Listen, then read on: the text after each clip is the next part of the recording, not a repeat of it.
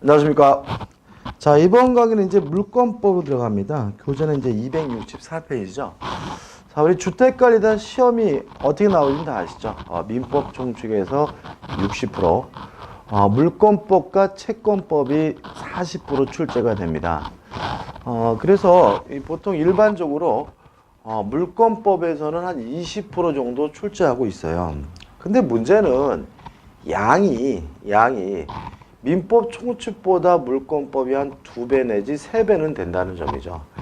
그래서 우리가 20%를 포기할 수는 없다는 얘기죠. 포기할 수는 없고 반드시 극복을 해야 되는데, 요 물권법 부분을 모든 것을 막 다양하게 알아야 되는 건 아니라는 거예요. 제가 출제 경향을 보면은 이 주택관리사 물권법 부분은 공부를 안 하면 못 맞춥니다. 그죠? 그렇지만 또 너무 깊이 있게 나오지는 않아요.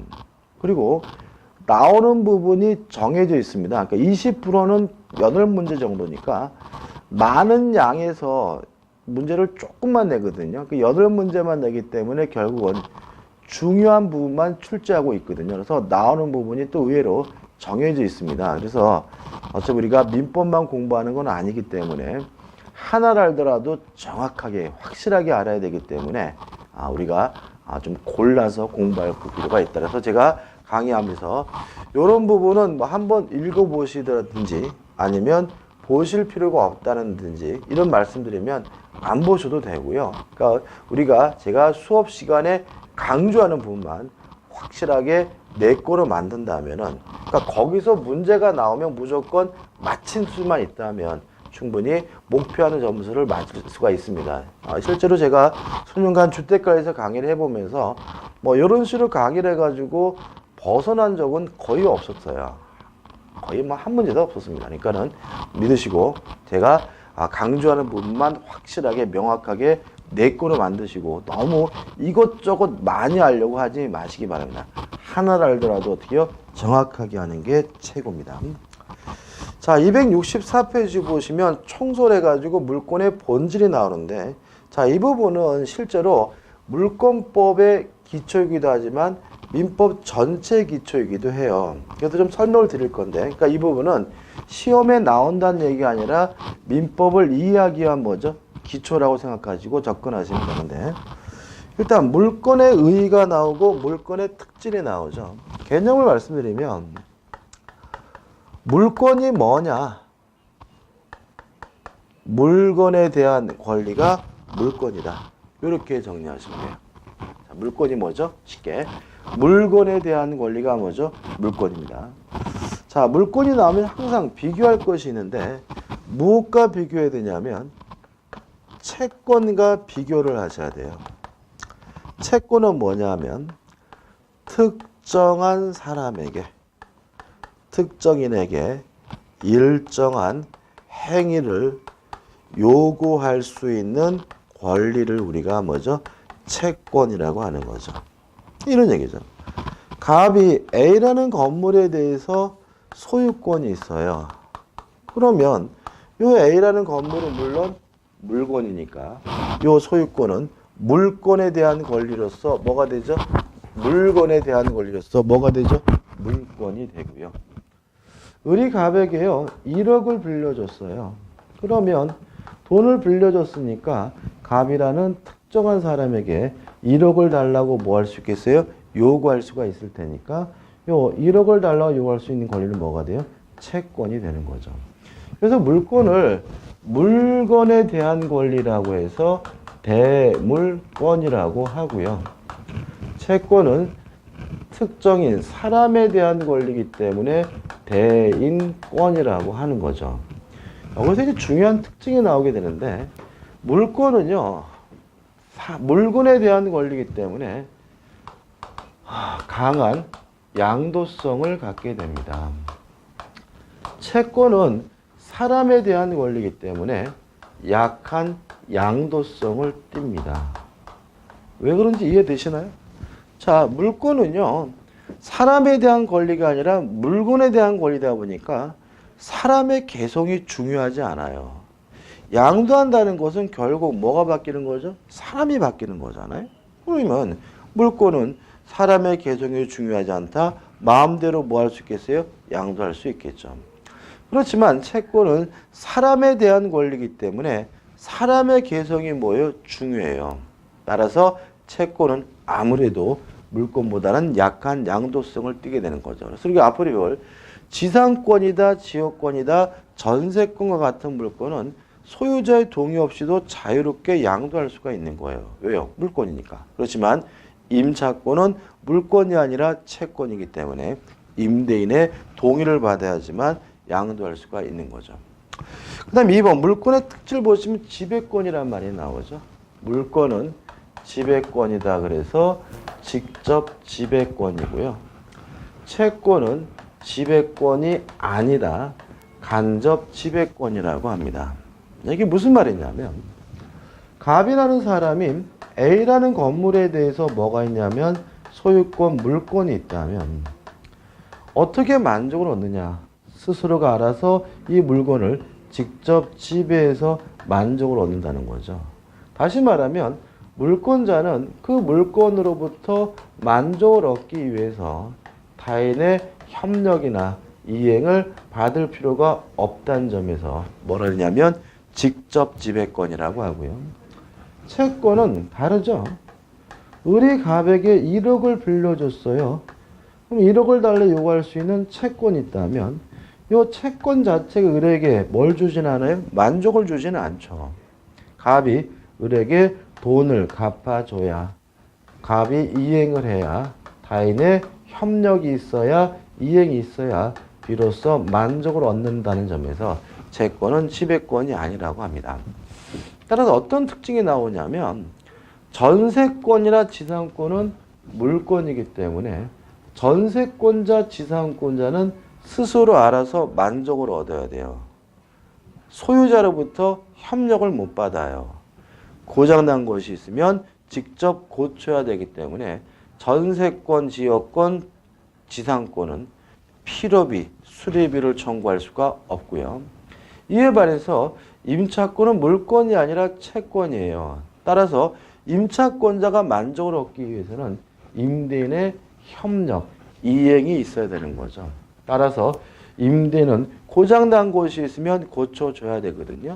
따라서 임차인이 자기 돈으로 고쳤다면 임대인에게 청구할 수 있다. 임차인은 전세권이나 지상권자와 달리 필요비 상한 청구권을 갖게 되는 거죠.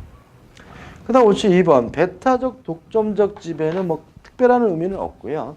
물권은 배타적 권리라는 얘기입니다. 따라서 똑같은 물건에 똑같은 물건이 중복해서 존재할 수가 없기 때문에 결과적으로 한 개의 물건에는 한 개의 물건만 존재하게 되는 일물일권주의라는 것이 나타나게 되고요.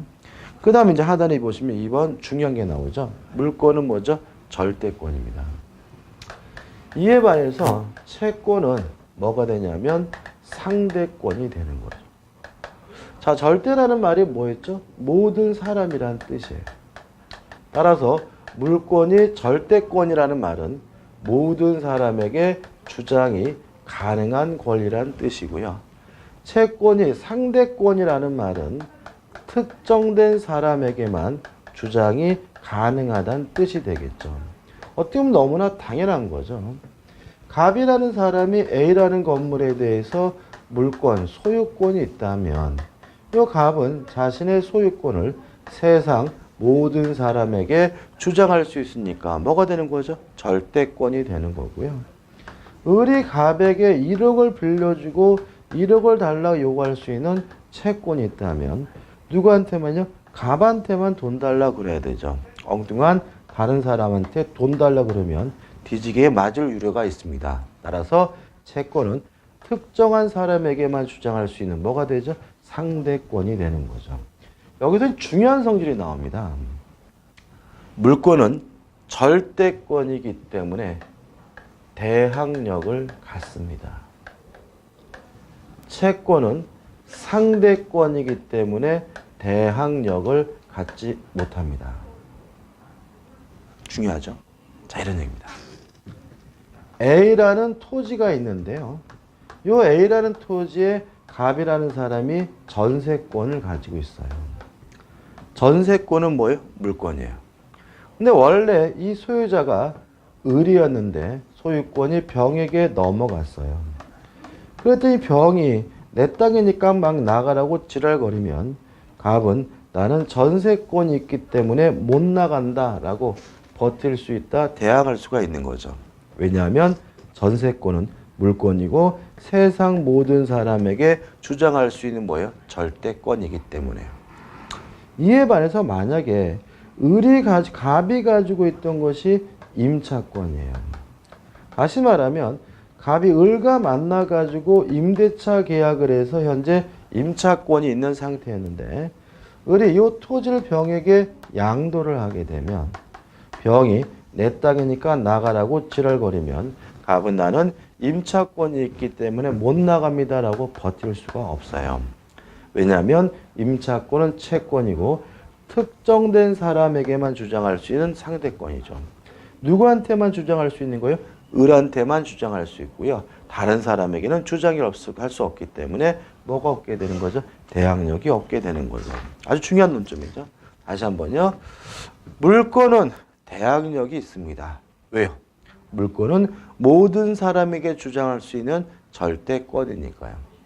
채권은 제3자에게 대항할 수 없다. 대항력이 없습니다. 왜요? 채권은 특정한 사람에게만 주장할 수 있는 상대권이기 때문에. 그 다음에 두 번째, 물권은 모든 사람에게 주장할 수 있는 절대권이기 때문에 물권을 행사할 때 굳이 대의할 필요는 없습니다. 채권은 특정한 사람에게만 주장할 수 있는 상대권이기 때문에 채권을 행사할 때는 대위해야 됩니다. 다시 말하면 특정한 사람을 통해서만 권리를 행사하게 되는 거죠. 그래서 여기서 또 이제 우리가 뭘 할 수 있냐면 우리가 그동안 민법 총칙 공부하면서 대의한다라는 말이 자꾸 나왔는데 왜 대의한다는 말이 나오게 되냐면 채권은 특정한 사람에게만 주장할 수 있는 뭐기 때문에요? 상대권이기 때문에 그렇죠. 가장 잘 아는 예를 들어볼게요. K라는 사람이 갑에게 1억을 빌려줘서 1억을 달라고 요구할 수 있는 채권자인데 갑이 돈을 갚기 싫어서 을과 만나서 하지도 않은 매매를 한 것처럼 가장을 해서요.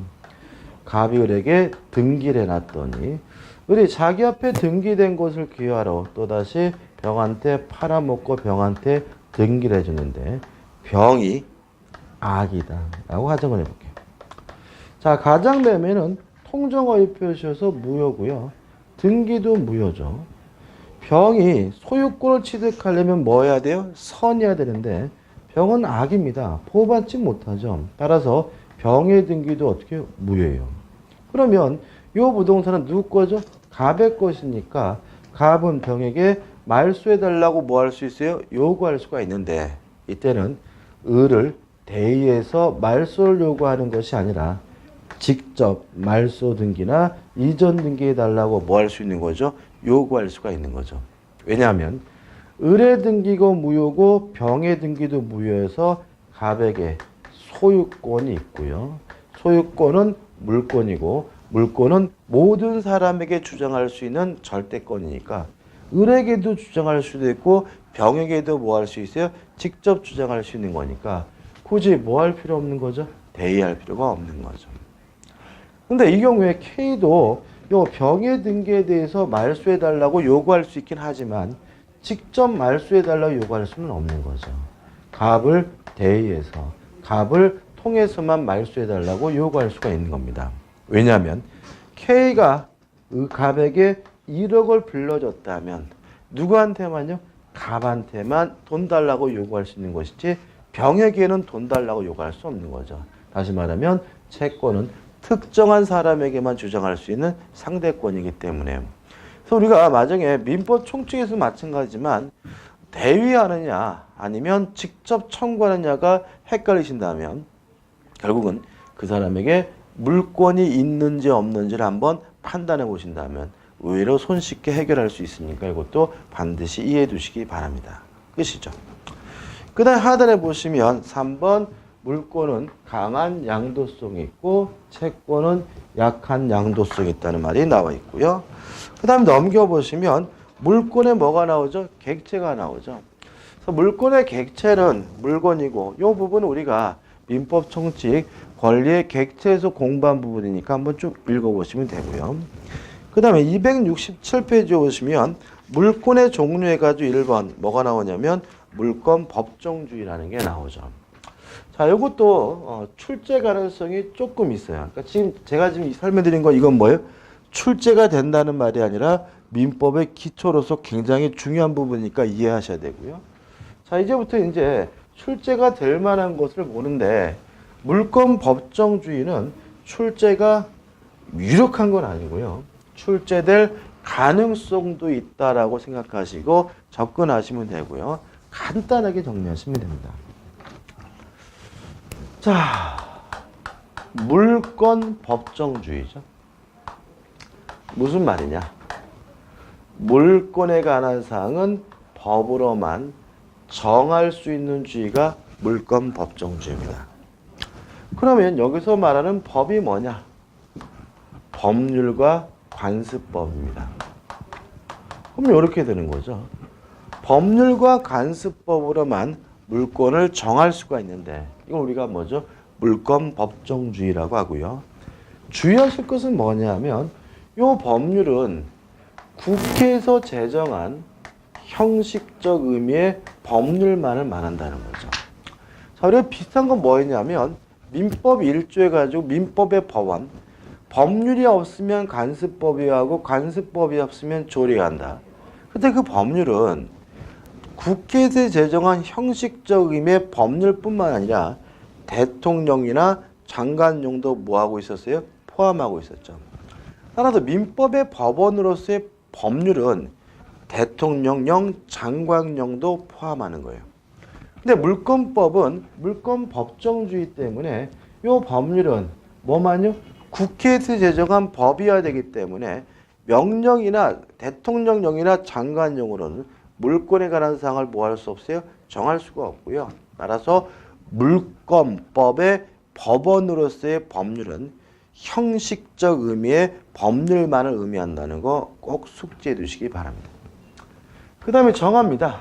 뭘 정하냐면 종류를 정합니다.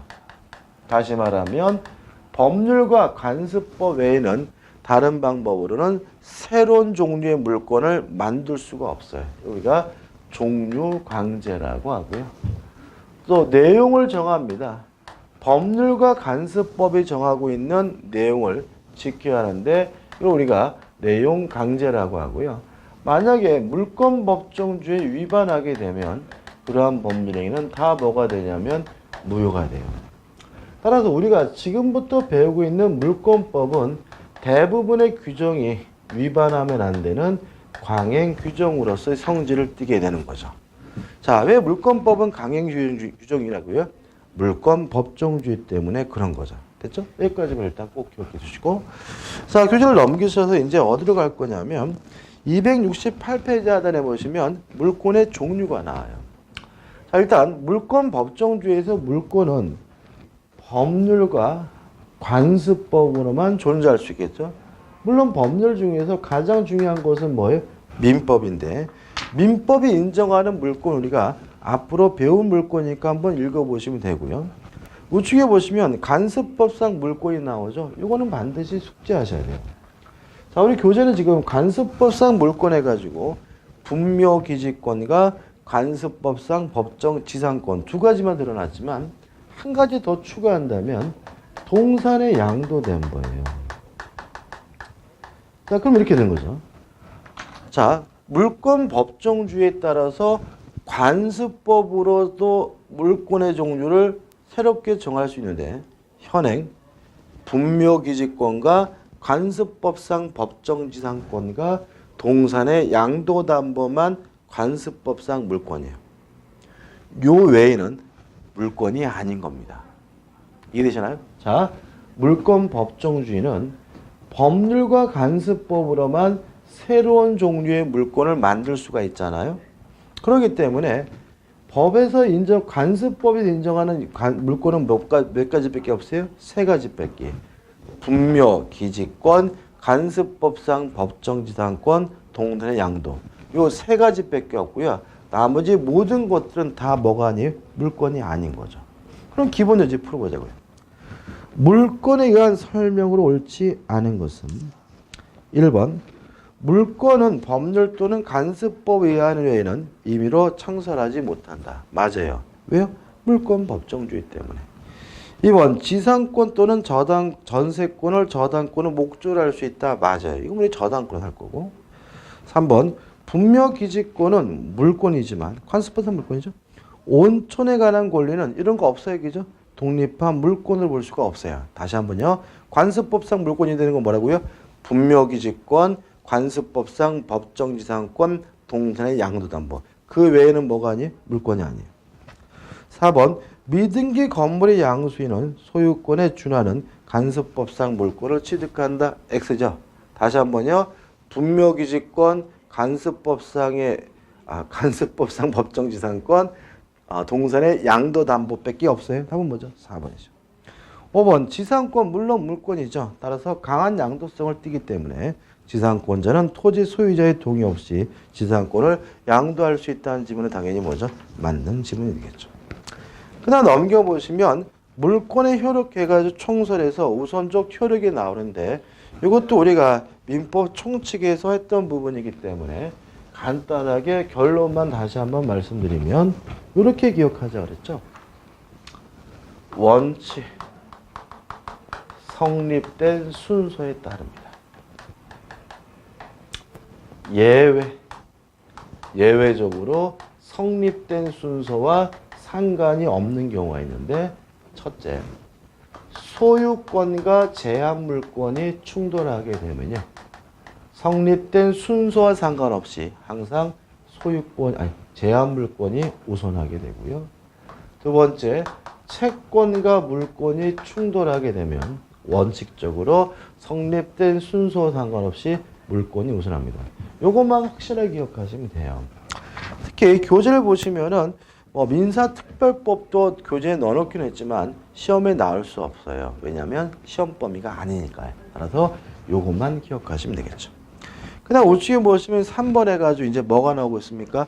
물권적 청구권이 나오고 있는데 요 물권적 청구권에 대해서는 출제 가능성이 좀 높습니다. 특히 작년에는 출제가 안 됐기 때문에 더더욱 높은 한 해가 아닌가 싶고요. 이거를 좀 복잡하게 생각하시면 한도 없이 끝도 없이 복잡해요.